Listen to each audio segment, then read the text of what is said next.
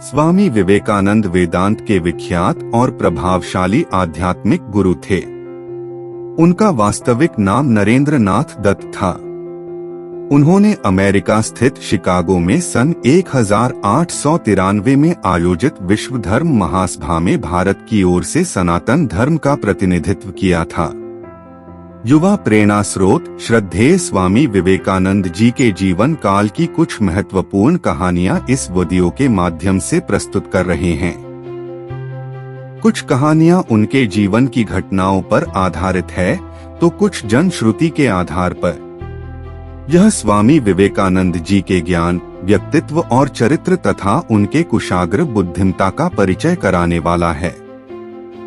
आशा है इन कहानियों से आपके जीवन को उचित दिशा मिलेगी।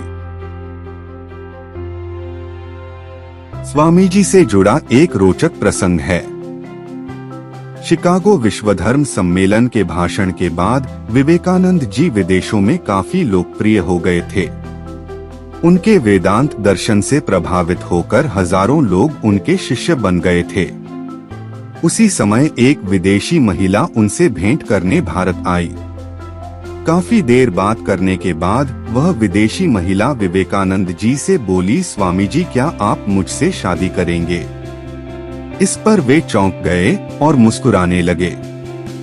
फिर बोले, देवी ऐसा नहीं हो सकता क्योंकि मैं ब्रह्मचर्य का पालन कर रहा हूँ। इस पर महिला ने कहा, हे स्वामी, मुझे आपके समान ही प्रवीण बालक चाहिए जो आगे चलकर विश्व को एक नई दिशा दे और अपनी माता का नाम प्रसिद्ध करें। इस पर स्वामी जी दोनों हाथ जोड़कर उसके सामने झुक गए और बोले, हे देवी, चलिए आज से ही मैं आपको अपनी माता मान लेता हूँ। इस तरह आपको मेरे जैसा तेजस्वी बालक भी मिल गया और मेरे ब्रह्मचर्य धर्म के पालन में भी कोई बाधा नहीं आएगी। स्वामी जी का यह उत्तर सुनते ही वह महिला भाव विभोर हो गई तथा उनके पैरों में गिर पड़ी। वे सचमुच महान थे। एक बार स्वामी जी अपने आश्रम में एक छोटे पालतू कुत्ते के साथ टहल रहे थे। तभी अचानक एक युवक उनके आश्रम में आया और उनके पैरों में झुक गया और कहने लगा, स्वामी जी मैं अपनी जिंदगी से बड़ा परेशान हूँ। मैं प्रतिदिन पुरुषार्थ करता हूँ लेकिन आज तक मैं सफलता प्राप्त नहीं कर पाया। पता नहीं ईश्वर ने मेरे भाग्य में क्या लिखा है जो इतना पढ़ा लिखा होने के बावजूद भी मैं नाकामयाब हूँ। युवक की परेशानी को विवेकानंद जी तुरंत समझ गए। उन्होंने युवक से कहा, भाई, थोड़ा मेरे इस कुत्ते को कहीं दूर तक सैर करा दो। उसके बाद मैं तुम्हारे प्रश्नों का उत्तर दूंगा।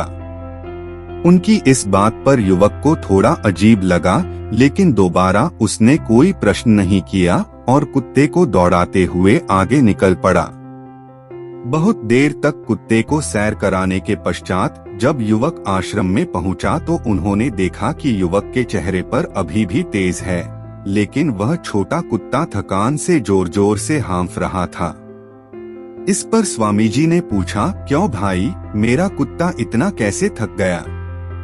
तुम तो बड़े शांत दिख रहे हो, क्या तुम्हें थकावट नहीं हुई? युवक बोला, स्वामी जी मैं तो धीरे धीरे आराम से चल रहा था लेकिन यही बड़ा अशांत था।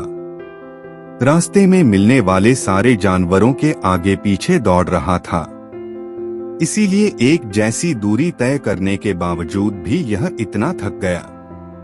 तब विवेकानंद जी ने कहा, भाई, तुम्हारे प्रश्नों का उत्तर भी तो यही है। तुम्हारा लक्ष्य तुम्हारे अगल बगल है, वो तुमसे कहीं दूर थोड़ी है, परंतु तुम अपने लक्ष्य का पीछा करना छोड़ अन्य लोगों के आगे पीछे दौड़ते रहते हो और इस तरह तुम जिस चीज को पाना चाहते हो उससे दूर चले जाते हो। युवक उत्तर से संतुष्ट हो गया और अपनी गलती को सुधारने में लग गया। उन दिनों स्वामी विवेकानंद अमेरिका में एक महिला के यहाँ ठहरे हुए थे, जहाँ अपना खाना वे खुद बनाते थे। एक दिन वे भोजन करने जा रहे थे कि कुछ भूखे बच्चे पास आकर खड़े हो गए। स्वामी विवेकानंद ने अपनी सारी रोटियां उन बच्चों में बांट दी। यह देख महिला ने उनसे पूछा, आपने सारी रोटियां उन बच्चों को दे डाली, अब आप क्या खाएंगे? उन्होंने मुस्कुराकर जवाब दिया, रोटी तो पेट की ज्वाला शांत करने वाली चीज है। इस पेट में न सही, उस पेट में ही सही। देने का आनंद पाने के आनंद से बड़ा होता है।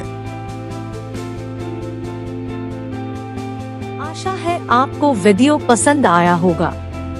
और भी इंटरेस्टिंग वीडियोस के लिए बने रहिए हमारे साथ। चैनल लाइफ इज योर्स में। Please like, share and subscribe the channel.